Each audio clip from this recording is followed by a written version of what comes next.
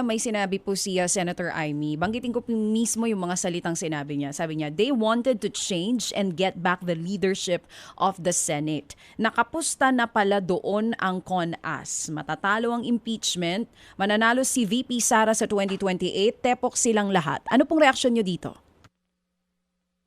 Flat lie, outright lie. Kasi nungalingan, walang pag-uusap kami, maski yung mga focuses namin. Napakalimit namin mag-focus sa minorya. Never yang napag-usapan. Never yang nabanggit yung CONAS. Kung meron mang plano na mag-CONAS, hindi namin alam yun. Kung ano yung, kung meron man, at kung meron kami narinig, hindi namin alam kung ano yung end state na gusto nilang makita. Ito po kasing pahayag na ito ni Amy ay narinig ko rin po kay Senate President Alan Cayetano nung pong nakaraang press con niya. Bakit po ganitong sinasabi nila?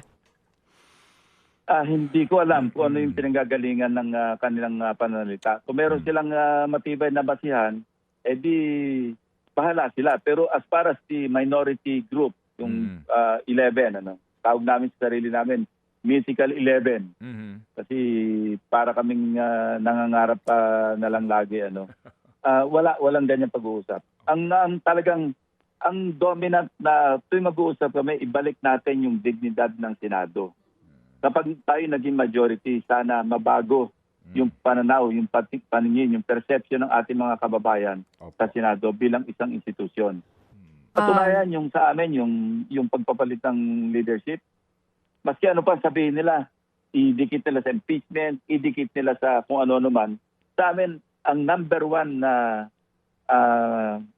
priority namin para kailangan mapalitan yung i-save yung institution. We love the Senate.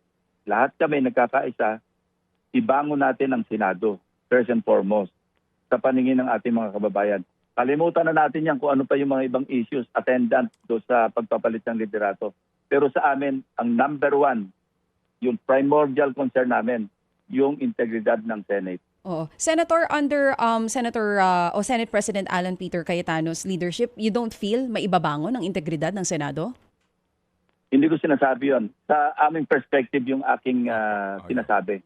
Na kami, ganun ang aming pananaw. Hindi namin sinasabi, ayaw namin basahin yung isip nila. Pero sa amin, as far as our group, yun ang aming pinaka-prioridad. Na ibangon namin yung integridad ng Senado. Hindi ito patungkol na sila ayaw nila ibangon. Ang pinanggagalingan ko lang yung aming grupo. Mga kapatid, patuloy po kayong tumutok sa 105.9 True FM para sa totoong balita, impormasyon, music and entertainment. Mag-subscribe sa aming YouTube channel at podcast at sundan nyo kami sa Facebook, Instagram, X at TikTok sa True Network PH. Bisitahin din po ang aming official website, truefm.ph.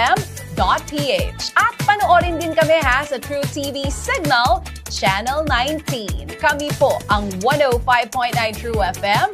Laging true sa'yo, kapatid.